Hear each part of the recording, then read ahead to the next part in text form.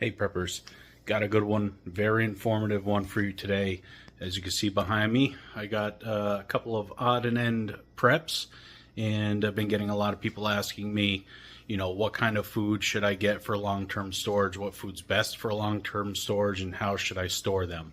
So we're going to go over some of the random items that I got today, as well as Mylar and O2 absorbers, what they are, what thickness you should get, how much O2 absorbers should you use, what food and prep items need to be stored with or without O2 absorbers.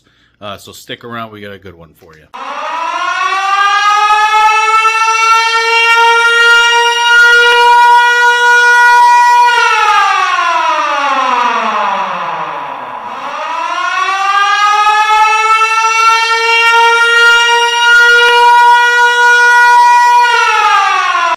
Hello everyone, welcome back to Let's Prep Now. Now before we go over everything that's behind me and how to actually use Mylar bags, there's a couple things that I wanted to point out. One, not everything can be stored in Mylar. Alright, so you have to keep that in mind and you have to do some research. Being a prepper is not being lazy. You have to do your own research. Constantly looking things up, looking up alternatives. Toothpaste, for example, that's not going to last 30 years. It's only going to last maybe a year or so after the expiration date. Whether you want to trust it after that or not, that's up to you. There are alternatives that you can use for a lot of things, especially hygiene. You can get baking soda and use that to help you get some hygiene products that would last a long time. So we're going to go over a few things here that I got. They're pretty much a lot of the staples that you would see a lot of different preppers get, your rice and beans and canned goods, things like that. I'm going to show you how I store them in Mylar bags, and then a couple things that don't necessarily need to be stored in Mylar that I do just as an added layer of protection. I'm also going to throw a list in here of a lot of the foods that I looked up, how to store them in the best way for long-term storage. But you have to 100% do some research and see what foods last the longest and the best way to store them, and then cross-reference that with multiple sources. Don't just believe and trust the first source you read. So I'm going to spin this around, show you a couple of things, and then I'm going to show you things that you need when prepping to seal food in Mylar. All right, so here we go. Basic staples, right? We got rice, we got beans, we got canned goods. Some of the other things that I like to get are bouillon cubes and seasoning, some hygiene items, pain reliever, things like that. Now, I guess we'll start up top. So most medications last anywhere from 5 to 10 years past their printed expiration date. There's numerous studies and reports that have been published on the effectiveness of medications after their expiration date. The U.S. government did a huge study on this, specifically on over-the-counter medications and how long they last. It is published. You have to dig for it, but you can find it. So stocking up on pain reliever, to help fevers and minor aches and pains, good idea. Canned goods. According to the FDA, once again a government site, as well as a couple of other ones, canned goods are good indefinitely as long as the can is not compromised in any way. No denting, swelling, rusting, punctures, or anything like that. But even though you might have a can and it's in perfect condition, once you open it up, if it doesn't look or smell right, you might not want to attempt it, especially if we're in some sort of emergency situation. The last thing you need is food poisoning and getting dehydrated because you didn't want to open up another can. Spices.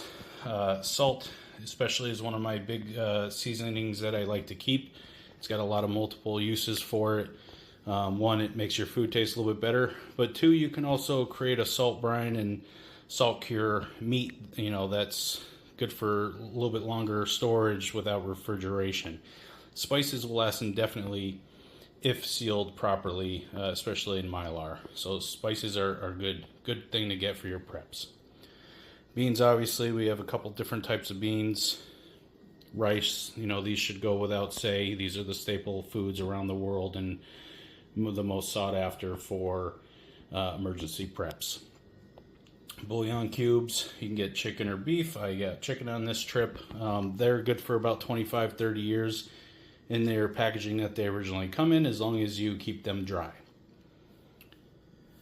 Toothpaste, like I said before, it only lasts about a year or so after your expiration date, but if you get some baking soda, you can whip together your own type of toothpaste. And a good old Tang. This will last another 25-30 years as long as you keep it dry as well.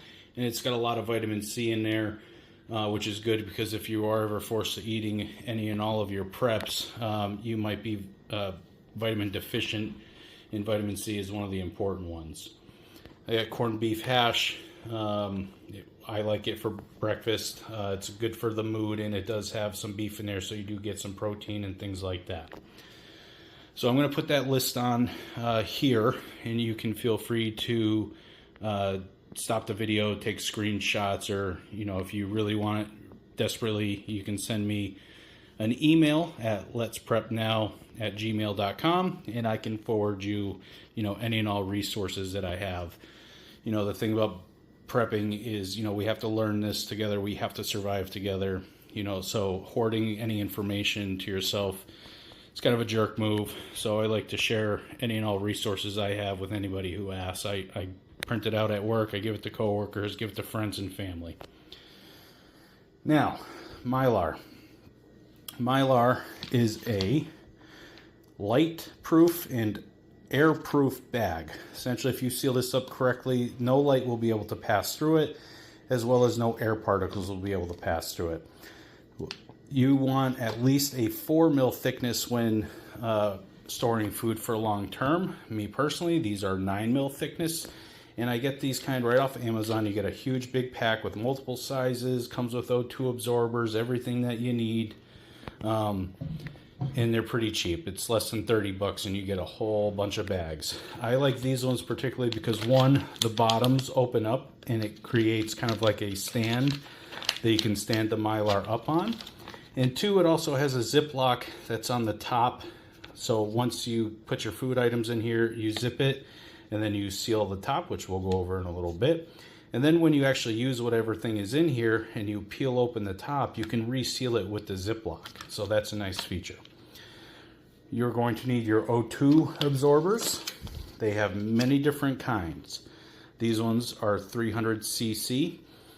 I recommend 500 cc's per gallon bag. So if you're using a gallon bag, you're going to want 500 cc's.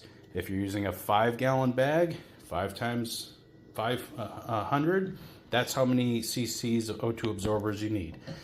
And you can downgrade, depending on which size you have that you're using. You're also going to need some kind of sealing device.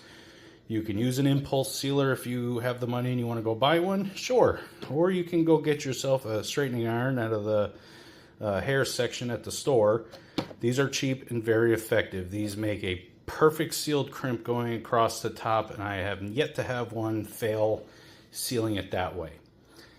You're also going to need a pair of gloves. The whole point of sealing food in Mylar bag is to keep bacteria from growing. The last thing you need to do is put your dirty mitts on the food, put them in the bag, and seal it in with, added chance of growing any germs or bacteria. Now, bacteria uses two main things to cultivate and grow: oxygen and air, or sunlight, sorry. Oxygen and sunlight.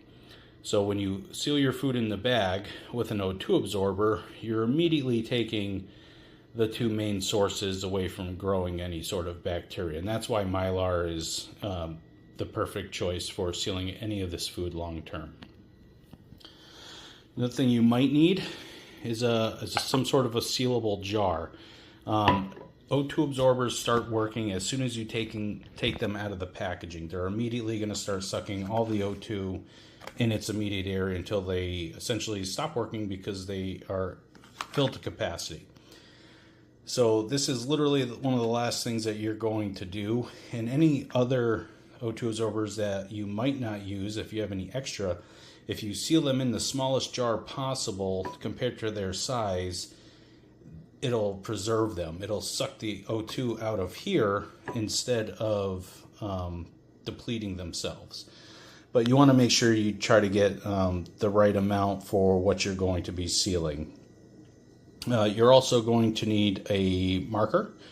What I do with my Mylar, with my food, is once you take the food items out of their original packaging and place them in Mylar, you lose a couple of things. One, what they are. You're not going to be able to tell by looking at the foil bag what's inside of them. So you need to be writing what is being stored in there. You can write quantity if you wish, but the more important thing is cooking instructions. You won't have this bag. I mean, you can save the bags if you want, but to me it's easier to write down any cooking instructions on the bag. That way you have that bag to reference. Especially certain things like rice, for example. Depending on what rice you get, what brand, they could have a variation on cooking instructions, referencing how much water per cup of rice that you have to mix together. So anytime that I'm sealing any massive quantity of a food item, I always write the cooking instructions on the back side of the Mylar. On the flip side, I write what I'm sealing and then the date that I'm sealing it. And there's no question that's what it is. Now, something that, for example, that doesn't need to go in Mylar are bouillon cubes. If you reference that list that I posted, there on the right-hand side, it'll tell you whether or not you should store them in Mylar or the original container, or whether or not you should or should not use an O2 absorber. Some things I put in Mylar just to give it a little bit extra security. Things like bouillon cubes, I will throw a dozen or so in one of these smaller Mylar packs. It just gives it a little bit extra security, especially with moisture. You don't want your cubes or your spices, for example, to absorb any moisture. They clump up, things like that. Spices, you're not going to use O2 absorbers in them as long as you are clean with it and you put it into Mylar and seal it up nice and tight. They're good just by themselves. One more side thing about O2 absorbers. These are not little vacuum bags. When you put an O2 absorber in a Mylar, they're not going to vacuum seal the Mylar. These are only drawing O2 molecules out of whatever air you leave inside. Now you do want to kind of press most of the air out, but keep in mind it's not going to create a vacuum seal on these. It can, sometimes if you're really good at squeezing out a lot of the air, this absorbing just the O2 molecules will create a little vacuum, but it's not going to be every time and it's not going to be consistent. So I'm going to prep some of this stuff and we'll come back and I'll have a Mylar bag and everything ready to go to show you the process of filling it and sealing it. Alright, here we go. I actually just did this, but then I realized I wasn't recording. So, here we go again, take two. So this is what I got. I didn't seal everything in the bags yet. I just wanted to do a little bit to show you how I do things. Yes, I did make a little mess. It happens, especially when you're trying to balance a 20-pound bag and hold the Mylar open. So if you do have an extra hand kicking around, it is nice to have some help when trying to fill these. You'll notice that they're standing on their own. This is one of the reasons why I like this style Mylar, is the bottoms do open up so they can sit flat, which does help you fill them. Alright, you'll notice on the front, like I said, I write what they are, and then on the back side I write the instructions. Same thing, you know, whatever you use. With the rice, there's the instructions and the cooking instructions. Now, why I like to write the cooking instructions on these bags, even though you might have been making rice or using bouillon your whole life, there might come a time or might be a time where you're not there. Maybe you're posting security, or you're out fishing and gathering water, or maybe you get really sick and you're laid up in bed and you can't move and you have to have one of the kids cook. Well, the kids might not be as well knowledgeable in the kitchen as you are, and on top of that, if you're using these preps in any sort of emergency situation, they're not going to be able to click on a stove and do this easily. The last thing they need is to have to ask somebody or try to figure this out on their own. So that's why I write the instructions on the bags. A couple of things I didn't mention is one of them is bugs. You'll hear some people say, oh, you know, when you get 20, 40, 50 pounds of rice or beans or this or that, you should put them in the freezer. I don't particularly like putting it in the freezer. The main reason is once you freeze it, yeah, sure, it's going to kill any egg larvae for any bugs that are in there, but it's also going to make your material cold. When you take them out of the freezer, there's going to be condensation and moisture now when it's thawing out. So then it has to sit even longer. You can get new bug larvae and eggs into your food. It just takes time. And if you want to do that, that's up to you. Like I said before, do your own research. Me personally, I put them right in the Mylar bags, because once you put them in the bags and you take out all the oxygen, that's going to kill the eggs and the larvae too, if there's even any in there. So I skip the freezer. I just put them right in the bags, seal them up, eliminate the oxygen, no light, no moisture, no oxygen. There's going to be no bugs, no bacteria. So that's what I do. So we're at the point now where the food is in the Mylar. They're ready to go. I would suggest not filling your Mylar all the way up. You want to use an appropriate size bag. So these are filled up enough so when I actually zip them and seal them shut, there's not a lot of room in there, but I'm not putting any extra stress on the Mylar themselves. That way, moving them about, putting them on a shelf or in a tote, and you accidentally drop one, they're not going to be filled to capacity and pop open like a balloon. So I leave just a little bit of space. I wouldn't use this amount of salt and put it in a massive gallon-sized bag. And same thing, I wouldn't put this amount of food in a 5-gallon bag. You're going to want to use an appropriate size, but you don't want to fill them all the way up to the brim so where there's no room. So when you're ready to seal these, I get everything ready to go, because like I said before, as soon as you open these, they're going to start working. These are 300 cc's, and like I mentioned before, it's recommended to do at least 500 cc's per gallon bag. So that means I have to use 2 of these in each bag. There's 10 of them in here. That means I'm going to use 6. 4 of them are going to be extra, so I'm going to put the last 4 in my mason jar and seal it up tight. When I put them in here, I'm immediately going to zip lock these nice and tight and closed. So drop, drop, zip, drop, drop, zip, drop, drop, zip. When you do your own research and you reference the sheet that I have here, you know, you're not going to put O2 absorbers in salt. You're not going to put them in sugar. It makes them clump, and I mean, it's still usable, but you'll have blocks of salt versus nice granulated salt, and same thing for sugar and things like that. So there are some things that you can seal in Mylar that you won't use O2 absorbers in. Bouillon cubes, I'm not putting O2 absorbers in there. I'm sealing them in these bags mostly to keep the light away from them, as well as moisture, so they should be fine. So I'm going to shut the camera off. I'm going to open this bag, drop 2 in each one, zip them closed, and then I will bring you back when I go to heat seal them. Okay, people, last step. We have our straightening iron on high, nice and hot.